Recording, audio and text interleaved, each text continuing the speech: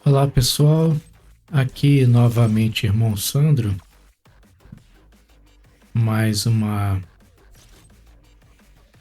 reflexão e palavra de salvação, dessa vez no texto de Mateus, capítulo 6, do versículo 16 ao 34, onde a gente vai tentar comentar aqui, pela graça de Deus, alguns detalhes interessantes nessa continuação do Sermão do Monte. Gostaria de lembrar a você alguns detalhes interessantes desse livro de Mateus, desse texto, né? O texto foi escrito por Mateus, né? Um dos discípulos, né? Também chamado de Levi, judeu. Ele era cobrador de impostos, né? Antes de ter sido arregimentado por Jesus, né? Convidado por Jesus, né? Para ser pescador de homens, né? Ser seu discípulo. E um texto que foi principalmente escrito para os judeus, né? Judeus convertidos ou em processo de compreensão de quem é Jesus. Mas também para todos os que desejam viver como cidadãos do reino de Deus, né? Aquela vontade de Deus no seu aspecto mais geral. Em que situação histórica o Evangelho foi escrito também num contexto de forte expectativa messiânica, né? O povo vivia sob domínio romano e enfrentava pressões econômicas, né? Insegurança, a vergonha, né? De estar submisso ali ao Império Romano, um excesso de religiosidade, né? E muitas vezes fingida, né? É uma narrativa evangélica, né, com ensino didático e discurso, né, ao mesmo tempo ético e espiritual, né? E o que a gente vai comentar hoje está dentro desse discurso aí do Sermão do Monte, né? Um grande discurso de Jesus, um dos mais famosas passagens, né, de Cristo. E antes disso ele estava falando sobre esmola, né, oração e o Pai Nosso, denunciando uma religiosidade exibicionista. E nós não vamos falar sobre isso, mas depois, né, ele continua com exortações práticas sobre o julgamento, porta estreita, o fundamento verdadeiro da vida, né? Ou seja, ainda é o Sermão do Monte, né, que nós vamos falar hoje, onde Jesus revela como é a vida de quem pertence ao reino de Deus.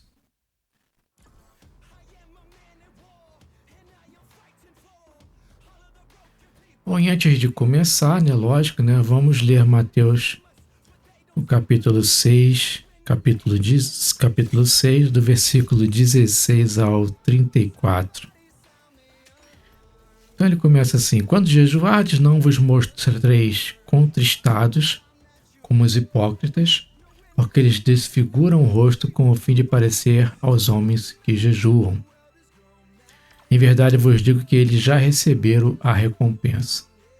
Tu, porém, quando jejuares, unge a cabeça e lava o rosto, com o fim de não parecer aos homens que jejuas, e sim ao teu Pai em secreto.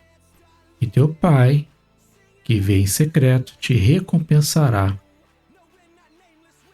Não acumuleis para vós outros tesouros sobre a terra, onde a traça e a ferrugem corrói e onde os ladrões escavam e roubam. Mas ajuntai para vós outros tesouros no céu, onde a traça e nem a ferrugem corrói e onde os ladrões não escavam nem roubam. Porque onde está o teu tesouro, aí estará também o teu coração. São os olhos a lâmpada do corpo. Se os teus olhos forem bons, todo o teu corpo será luminoso. Se, porém, os teus olhos forem maus, todo o teu corpo estará em trevas. Portanto, caso a luz que há em ti sejam trevas, quão grandes trevas serão. Ninguém pode servir a dois senhores, porque ou há de aborrecer-se de um e amar ao outro, Ou se devotará a um e desprezará o outro? Não podeis servir a Deus e às riquezas. Por isso vos digo, não andeis ansiosos pela vossa vida, quanto ao que haveis de comer ou de beber, nem pelo vosso corpo, quanto ao que haveis de vestir. Não é a vida mais do que o alimento, e o corpo mais do que as vestes? Observai as aves do céu, não semeiam, não colhem, nem ajuntem celeiros, contudo vosso Pai celeste as sustenta. Porventura não valeis vós muito mais do que as aves? Qual de vós, por ansioso que esteja, pode acrescentar um côvado ao curso da sua vida? E por que andais ansiosos quanto ao vestuário? Considerai como crescem os lírios do campo.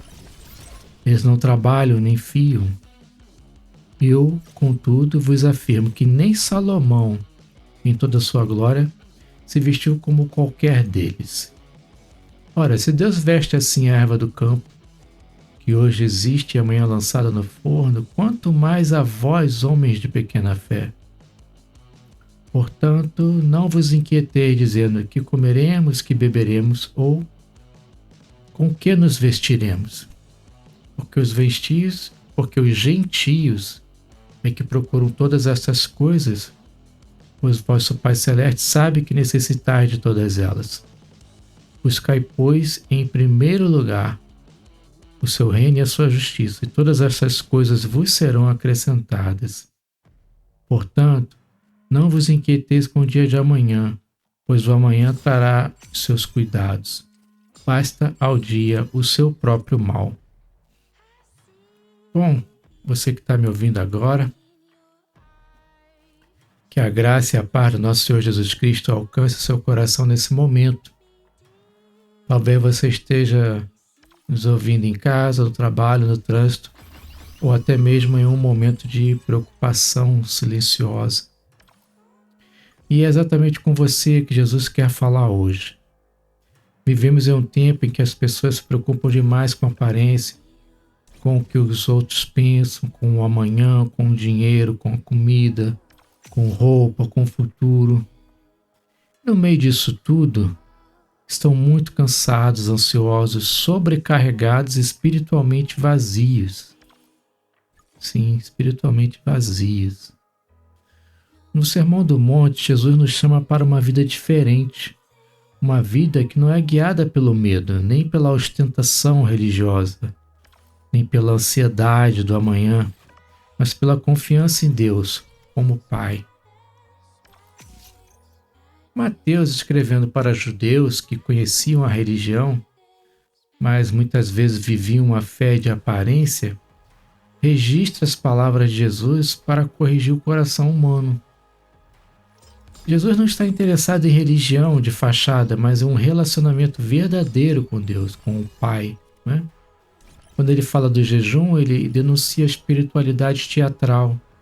Pessoas que querem parecer santas, mas não querem ser transformadas. Jesus diz, o Pai vê o secreto. O que importa não é a plateia, o coração. O que agrada a Deus não é a aparência externa, mas a sinceridade interna. Em seguida, Jesus vai mais fundo, né? Ele fala de tesouros. Por onde está o teu tesouro, aí estará também o teu coração. Muitos colocam o coração no dinheiro, na segurança material, nos bens, no status. Mas Jesus lembra, tudo isso passa, tudo isso pode acabar. Mas quem ajunta tesouro no céu investe naquilo que é eterno. Jesus então usa uma linguagem simples, quase poética, mas profunda. Ele fala dos olhos como lâmpada do corpo. Em outras palavras, aquele que domina o seu olhar domina a sua vida. Se o seu olhar está fixo apenas nas coisas deste mundo, sua vida será cheia de escuridão espiritual. Então vem uma afirmação dura, mas libertadora. Ninguém pode servir a dois senhores. Você ama a Deus, você vive como escravo do dinheiro. Jesus não está condenando o trabalho, nem a provisão, mas a idolatria. Tudo aquilo que ocupa o lugar de Deus no coração se torna um falso senhor. A partir daí, Jesus toca uma ferida comum a todos nós, a ansiedade. Ele diz: não andeis ansiosos quanto à vossa vida. E ele não diz isso de uma forma fria, ele aponta para a criação. Olhe as aves, elas não plantam, não colhem, e Deus cuida delas. Olhe os lírios do campo, eles não trabalham, e Deus os veste com beleza, com formosura. Jesus está dizendo: se Deus cuida da criação, quanto mais cuidará de você, que foi feita a imagem e semelhança dele. A ansiedade não acrescenta um minuto sequer à nossa vida. Pelo contrário, ela rouba alegria, rouba paz, rouba fé. Ela nos faz viver hoje sofrendo por um amanhã que talvez nunca chegue. Então Jesus conclui com um chamado poderoso: buscai primeiro o reino de Deus e a sua justiça. Primeiro é antes de tudo, óbvio, né? Como prioridade, não como algo secundário, não como um detalhe da vida, mas como o seu centro, como o seu maior valor. Quando Deus ocupa o primeiro lugar, as demais coisas encontram o seu segundo lugar correto, ou o seu lugar correto, né? Simplesmente o seu lugar correto. Tudo que não é o reino de Deus só tem seu lugar correto quando o reino de Deus está em primeiro lugar. Jesus promete: todas as coisas vos serão acrescentadas, todas essas coisas, né? Ele não promete luxo, mas cuidado. Não promete ausência de problemas, mas a sua presença fiel e redentora. E por fim, ele nos ensina a viver um dia de cada vez. O amanhã pertence a Deus. O hoje é o tempo da fé, da obediência e da confiança nele. Então, você que está me ouvindo, talvez você esteja vivendo dominado por ansiedade, por medo, pelo peso da vida, das comparações, né? Talvez você esteja tentando agradar pessoas, acumular coisas, controlar o seu futuro, e mesmo assim seu coração ainda está cansado. Jesus hoje chama você para confiar. Mais do que isso, ele chama você para um relacionamento com Deus, com o Pai. E isso só é possível por meio dele, de Jesus Cristo.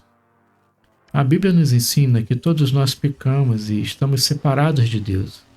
Mas Jesus Cristo morreu na cruz, tomou sobre si os nossos pecados e ressuscitou para nos dar vida nova e eterna.